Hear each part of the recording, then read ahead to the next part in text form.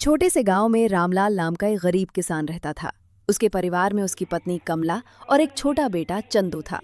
रामलाल के पास ज्यादा जमीन नहीं थी, बस एक छोटा सा खेत था जिसमें वो बैंगन की खेती करता था।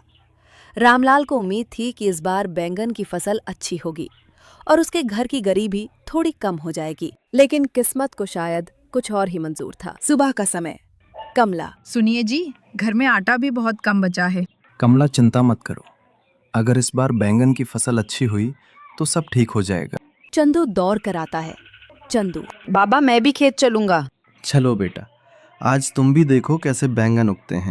रामलाल हर दिन सुबह से शाम तक खेत में मेहनत करता था।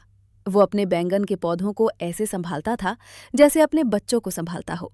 उसे उम्मीद थी कि इस बार फसल अच्छी होगी। खेत में मेहनत।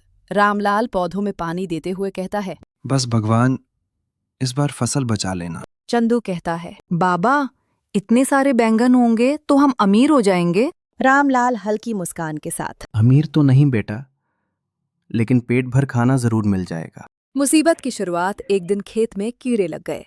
रामलाल घबरा गया। अरे ये क्या हो गया? कमला, अब क्या होगा? अगर ये कीड़े नहीं रुके तो सारी फसल खत्म हो जाएगी।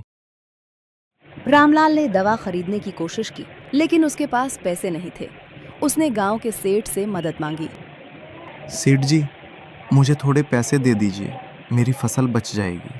सेठ गुस्से में। पहले पुराना कर्ज चुकाओ, फिर पैसे मिलेंगे। रामलाल मायूस होकर वापस घर लौट गया। घर में चूल्हा भी नहीं जला था। चंदू, माँ आज खाना मिलेगा? कमला की आंखों में आंसू आ गए। कमला, मिलेगा बेटा, थोड़ा इंतजार करो। गरीबी इंसान को अंदर से तोड़ देती है, लेकिन रामलाल हार मानने वालों में से नहीं था। रामलाल ने सोचा कि वो अपनी मेहनत से ही फसल बचाएगा। वो रात दिन खेत में लगा रहा। फसल ठीक होने ही लगी थी कि एक रात तेज आंधी और बारिश आ गई। सुबह जब रामलाल खेत पहुंचा तो उसका दिल टूट गया। सारे बैंगन के पौधे जमीन पर गिर चुके थे। भावुक पल। रामलाल खेत में बैठकर रोने लगा। हे भगवान, मेरी सारी मेहनत बर्बाद हो गई। तभी चंदू उसके पास आया। चंदू, बाबा आप रो मत, हम फिर से बैंगन उगाएंगे। अपने बेटे की बात सुनकर रामलाल के दिल में फिर से हिम्मत आ गई। रामलाल ने फिर से खेत तैयार किया। इस बार पूरा परिवार मिलकर काम करने लगा। कमला पौधे लगाती, चंदू पानी देता और रामलाल खेत संभालता।